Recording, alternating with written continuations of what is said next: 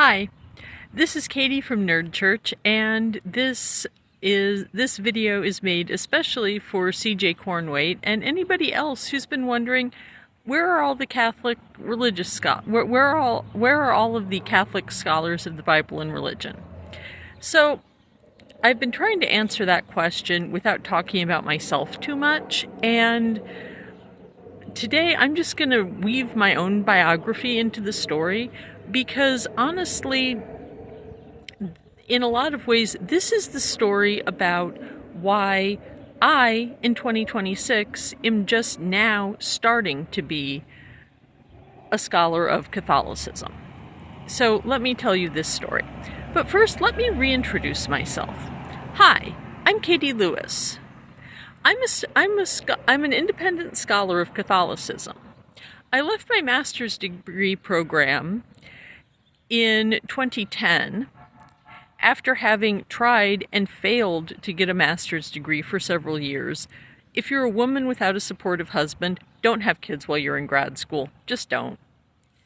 Okay, so there were a whole bunch of reasons why I left, and really the biggest reason was that I started graduate school in 2002. And if you notice, 2002 is after 9/11. And after 9/11, people who wanted to do what I thought I wanted to do at the time, and probably did really want to do at the time, and probably would have done a really good job doing at that time, was becoming a scholar of women's religious education in India. That was what I wanted to do. But then 9/11 happened, and I slowly started to realize that my career wasn't going to be like going to India and spending a lot of time hanging out with my friends, and then going back home and teaching a whole bunch of, Religion 101 classes, and also publishing articles that were basically about, how my friends back in India were doing a lot of cool stuff with their religion. I would have been happy with that life, but I didn't get to have that life because ultimately my career would have been spent explaining to a bunch of conservative evangelical men that Islam is a religion of peace, and that women don't wear burqas because they're oppressed, and no, they really don't want to kill all of us. And I didn't want that job because I didn't want to become the person who could do that job. Frankly, that job was boring to me. So after flailing around, I quit.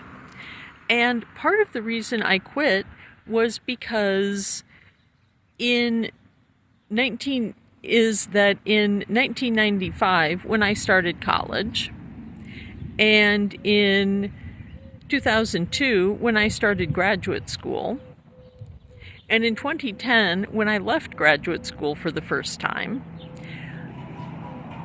there didn't seem like, unless you were extremely, extremely conservative, both theologically and culturally, you didn't think that there was a point in studying the Catholic Church, because ultimately you were going to be carrying water for the people who hated you. Now, some of us figured out a way to do that anyway, which is why, for example, books like Crabgrass Catholicism exist, which I'll be talking about in another video, and why some of the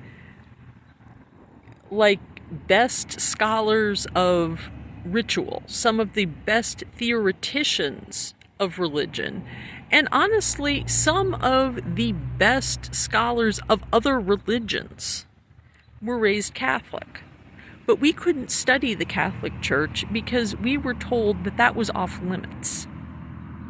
That if you didn't want to go into the clergy, which was its own kind of a problem, then you weren't really welcome to start talking as a layperson unless you were super conservative theologically, politically, and socially. And if you weren't, you just needed to sit down and shut up and speak in code and whisper. And code and whisper is the language of trauma. And as any scholar who is an ex-evangelical can tell you, speaking the language of trauma all the time really, really sucks. And really, really sucks. And also, if you're an evangelical, you can just go study the Bible.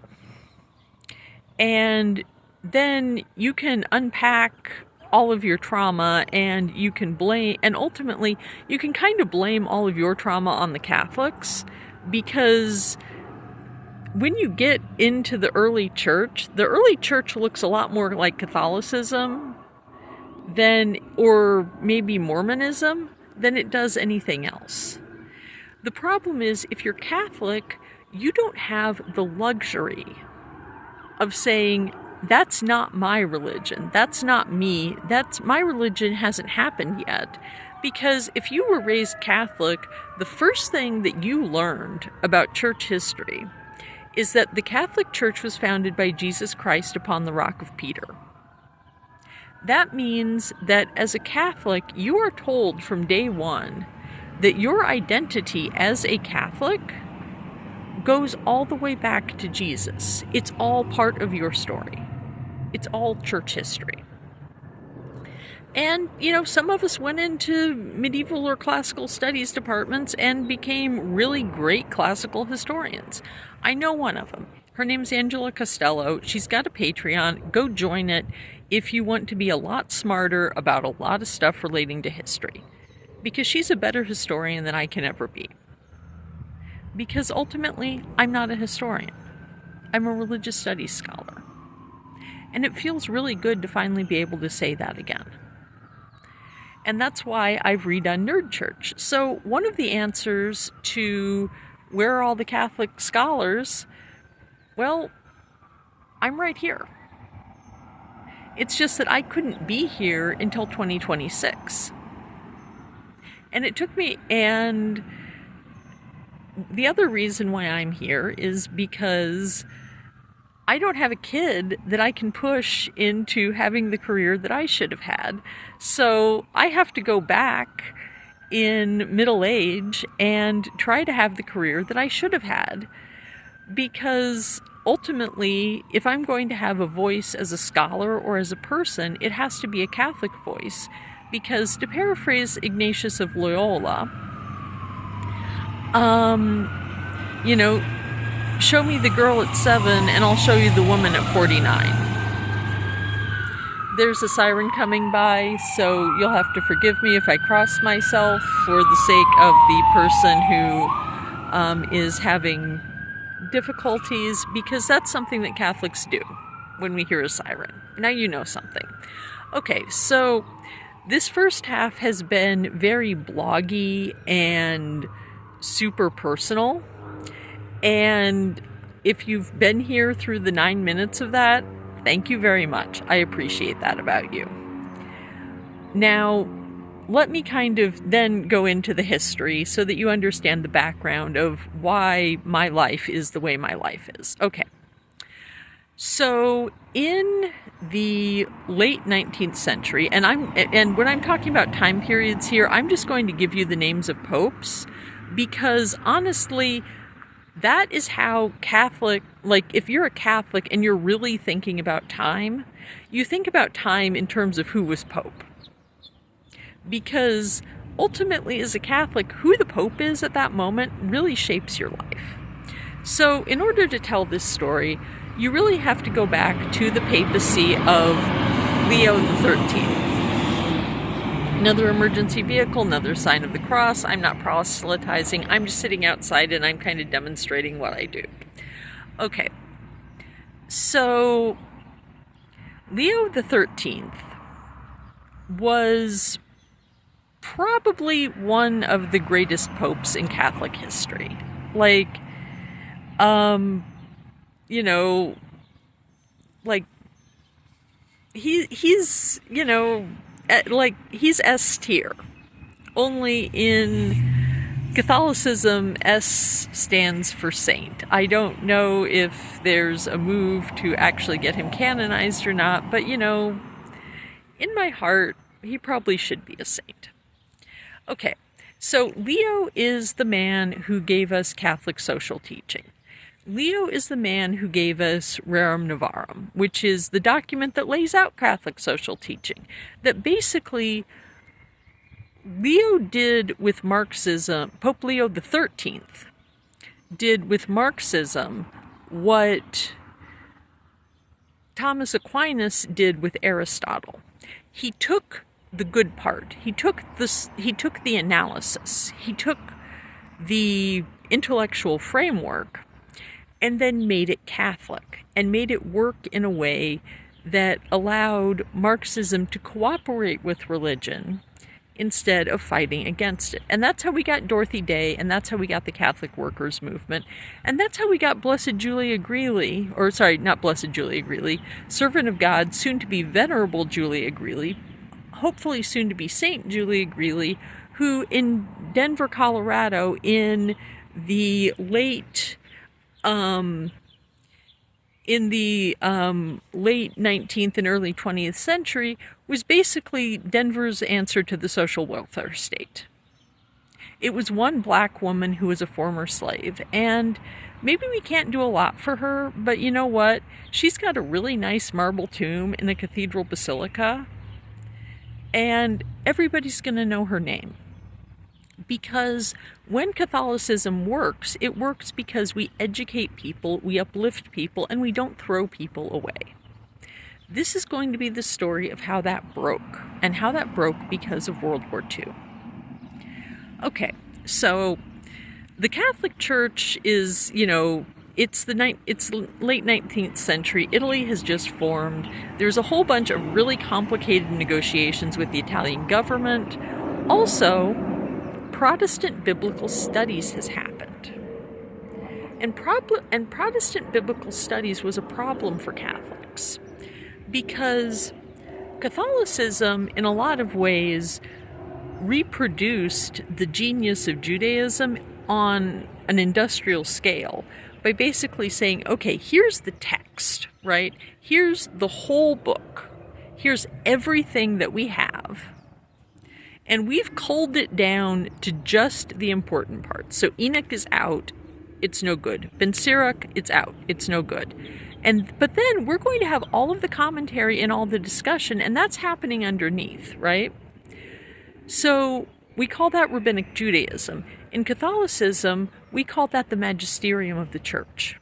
It's a continuous conversation, and it's a continuous discussion and debate over the meaning of the texts. And in the process of doing it, we've come up with what I like to call the load-bearing dogmas. These are the things that we believe about the Virgin Mary, or that we believe about Jesus, or that we believe about the Trinity, not because we have actual proof that this is factually true, but because we've decided that, and when I say we, I mean the Catholic Church, all of us Catholics together, decided that if you don't believe those fundamental things, you are going to not be able to live your life in an ethical way that puts your brain and your soul and your mind and your body and your soul, which is another way of just saying your full identity as a person, into living your life in having a healthy religious environment. And what happened was, over the course of the Enlightenment and the 19th century, for a lot of reasons, and really it started in the Reformation, because let's be clear, the Reformation should never have happened, because what should have happened is that the Pope should have looked at the 95 Theses, taken Martin Luther to Rome, sat down with him, had a debate, had a discussion, and basically all that would have happened is that what became the Counter-Reformation and the Council of Trent would have happened like 100 years earlier. And Martin Luther would be a saint. Instead, now, whenever a Lutheran converts to Catholicism, we kind of gloat a little bit. Especially if they, become a Catholic priest or religious, because then we're like, yeah, we got you. Suck it, Martin. But also, hey. So basically, Protestants, because they had already rejected those load-bearing dogmas, they didn't have those guideposts, right? So that meant that they were willing to criticize load-bearing dogmas like the perpetual virginity of Mary, like the resurrection, that Catholics were like, hey, guys, we need that. We need that if you're going to, be a Christian in an ethical way, except that there wasn't any good way to say that because we had just spent the previous 300 years, let's call it as a round number, fighting with Protestants and Catholics fighting each other, like literally fighting, right? I mean, it was illegal to be Catholic in England for a while, and then after it was legal to be Catholic, you were a second-class citizen. So that meant that when a whole bunch of Protestants, discover Greek and Hebrew and start going back to the text and really going like, okay, well, what does the Greek say? And, we probably shouldn't have been so stuck on the Vulgate. Guess what? The NRSV has been adopted for use for private study in the United States, and when we're done with this lectionary cycle, the next time we start year A, we're going to be starting year A probably with the NRSV translation.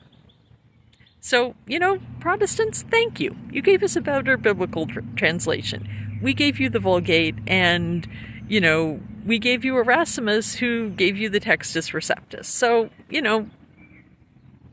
you're welcome, but also thank you for returning the favor, because I really like the NRSV. Okay, so this is, and I know I'm getting long-winded, forgive me, I digress a lot, but I hope that I'm communicating what I need to communicate. Okay, so Leo the 13th is Pope, and he's putting all of his energy into social teaching, because frankly that was what was needed at the time. So then he got replaced by another Italian, Pius X, who was not a scholar. He was a parish priest. He was the son of Italian peasants, and he understood that we needed to really up our catechesis game in a big way, and we really needed liturgical reform. So he did some stuff like dropping the age of First Communion to 7, which was basically the absolute minimum that you could put it at. Lower than it had ever been before, and tied, and made it clear, and also people started to sort of chip away at the idea that unbaptized babies would go to hell. That was where you got the baptism of blood and the baptism of desire, right? It was basically the idea that if you're under the age of 7 and you die unbaptized, well, your parents probably would have gotten you baptized if there hadn't been something that was stopping them from getting you baptized, so you're probably good, right? And, if you decide to convert later as an adult, the door's always open. And that's where you also get the idea of invincible ignorance, which is basically the idea that, if you're raised Baptist and you just can't find, and you live a good life and you believe in God, as the scripture says, love God with all your heart, love your neighbor as yourself, all else is commentary. A rabbi said it, Jesus repeated it, because you know what? He's right. So, Pius X put in a lot of things that were super popular. He put in he redid the Latin Mass and probably made the best version of the Latin Mass. The 1913 Missal is probably the best version of the Latin Mass that you could make. But Pius X was also really, really nervous that some of the newer Catholic scholars who had been learning from all of the very, very angry Protestant scholars, and some of them weren't really angry yet, about, things where it's like, well, okay, this isn't, this doctrine is not defensible because it wasn't in the Bible. And some Catholic scholars were starting to take that seriously. Or Pius X was worried that some of them were starting to take it seriously, or could take it seriously. And he knew that if those load-bearing dogmas collapsed, that we were going to be like evangelical Protestants with better aesthetics. So Pius X came in with his big reforms, and then we get a Benedict, who was kind of a placeholder, honestly. And then we get Pius XI and Pius XII. And Pius XI and Pius XII